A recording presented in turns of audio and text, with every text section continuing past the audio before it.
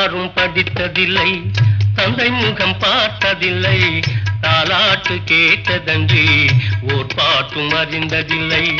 தானாக படித்து வந்தான் தங்கமென வளர்ந்த தம்பி, தானாக படித்து வந்தான் தங்கமென வளர்ந்த தம்பி.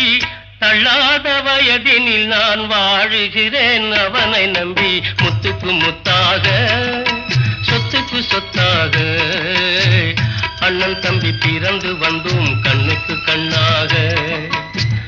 அன்பாலே இணைந்து வந்தோம் ஒண்ணுக்குள் ஒண்ணாக.